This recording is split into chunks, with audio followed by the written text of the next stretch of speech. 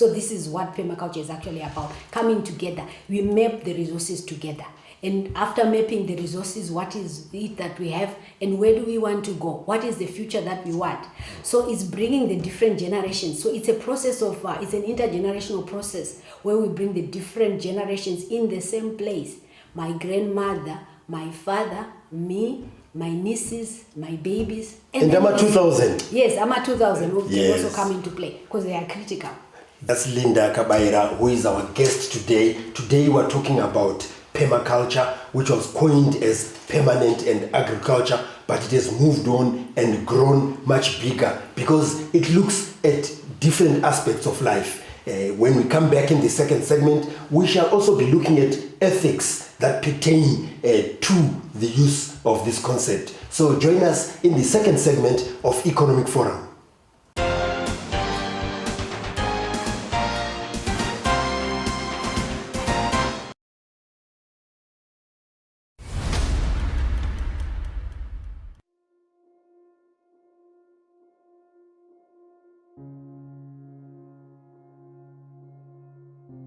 In life, we all make mistakes. Some attempt big, or some attempt small. Nekuti kana uchinzi 14 years iwe dzivira upenyu hwako iwonzi 14 years uri mujeri ndakasiya mwana ari kuchikoro ndinorwadziwa rongo vanga vati sezvo uri muzukuru handingazongoiti ushandi ugare pamba uchingosenza mabasa epamba pasina achandirokupa saka ndichazokupa saka pavakanonoka kundipa ndobva ndangozongoita zvemusoro wangu ndikati sezvo sekuru varega kundipa chirega ndingonotora ndakangotora mombe vasingazisivi dambudziko riri kuti tokutangira handina.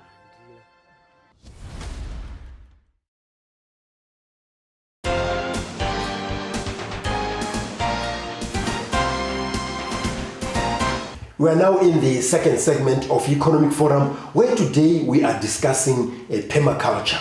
As we heard from our guest, Linda Kabaira, it is all about designing and redesigning. These are things that we have been doing in our communities over the years, but we formalize them to make sure that they grow and also they help us grow our economy.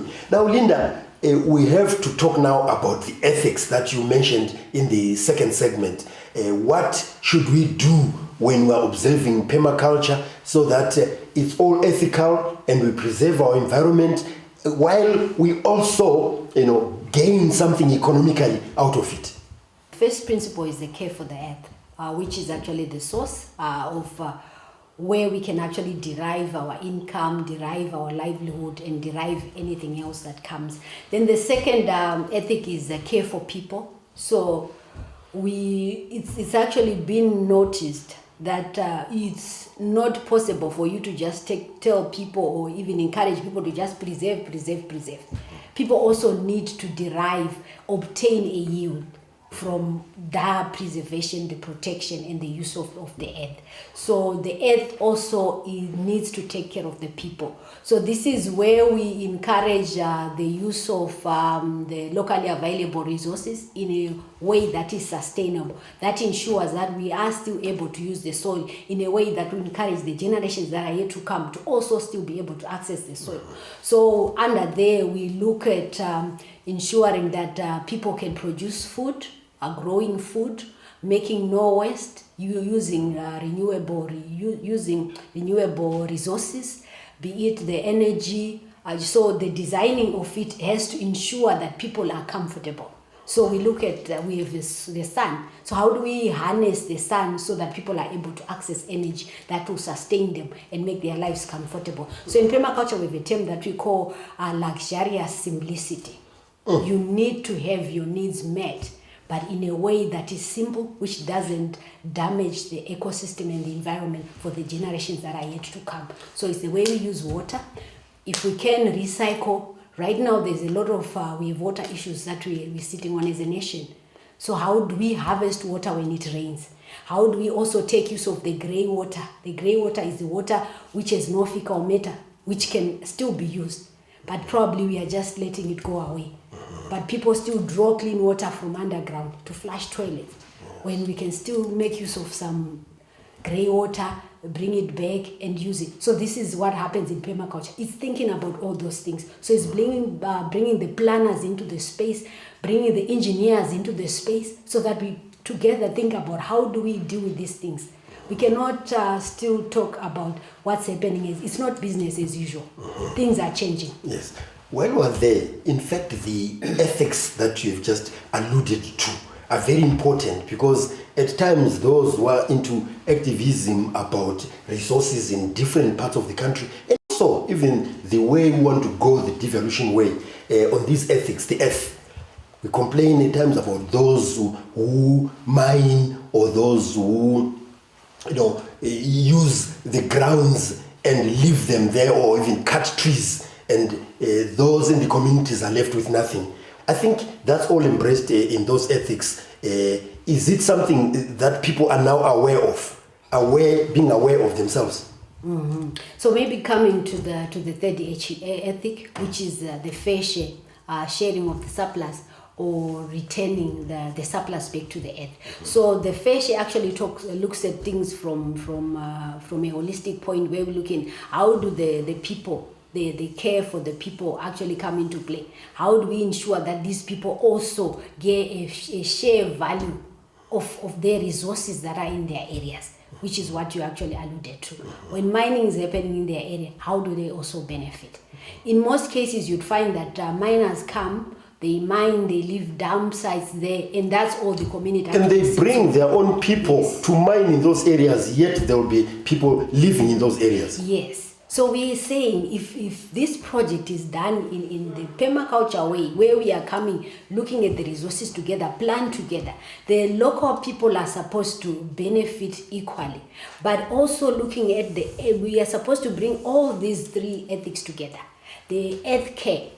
If we are mining, how are we taking the surplus back to the earth as well? How are we taking care of the earth that is providing the resources? Which is a question that still remains even up to this day. When people are mining minerals, when people are mining water from underground, everyone is drilling a bore today. If you have a 1,000 square meter, you drill a bore, 2,000 square meter, you drill a bore. What does that mean to the generations that are yet to come? Are we having plans for returning or replenishing the water table? But these are all the questions that we're having when we are in permaculture. How do we design this system in a collective way, so that we look at all these resources collectively in a connected way, so that when it rains, we also allow the water to be replenished into the underground, so that when we mine it from the bores, we are mining something that we've actually helped to get underground. Same as with the minerals. What inputs are we giving to the communities? Same as when we grow crops. How are we growing the soils, or we are just feeding the crop, and then we continue to mine minerals, we continue to create carbon fields without working on it? And at this point, we have climate change as another issue as people continue to grow crops. Are we growing in a way that will ensure that the generations that are coming in 10, 20, 50 years will still be able to look at us and say, okay, those people were good to us? Permaculture is something that allows us to think. That's what you're saying, yes. Linda Kabaira, who is our guest today on Economic Forum, where today we're discussing permaculture, as we heard from Linda, that it is about designing and redesigning systems so that we continue to be sustainable. We cannot continue to be sustainable if we actually destroy our environment, because there will be nothing left for future generations. In fact, we know of so many places around the country where the environment has been degraded, has been destroyed, to the extent that you only say many years ago we used to get firewood, we used to get this and that. So join us in the third and final segment of Economic Forum, where today we are discussing permaculture.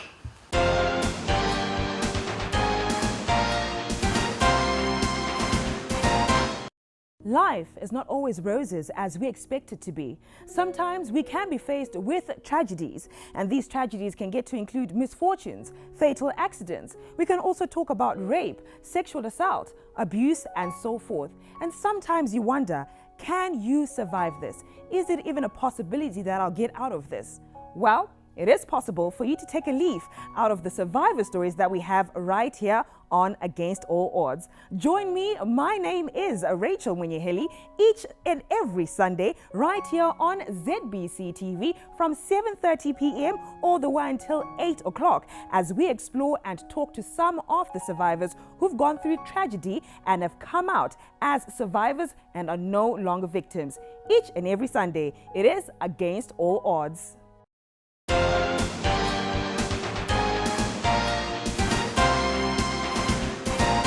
We are now in the third and final segment of Economic Forum, where today we are discussing permaculture. And as our guest said earlier on, it's about designing and redesigning, systems so that we continue to have sustainability in our communities. And while it started, with agriculture, but it's now all embracing. Almost every discipline now fits into permaculture to the extent that probably, Linda, you'll be thinking of a new term. But let's go on to the principles, the principles that make permaculture work. Which ones are they? All right. Thank you so much, John. I think some of them have highlighted them just in passing as we are talking. But I'll start with the first one, which is the observing and interacting.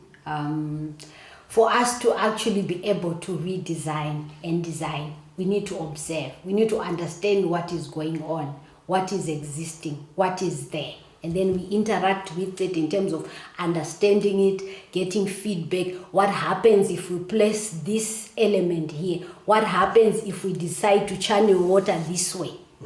Then when we see the result, it helps us to then say, okay, at this scale, harvesting water from the roof, taking it into a pond will help our system to actually become more sustainable. But the key principle is let's understand what is going on. So it takes one to really look at what is happening.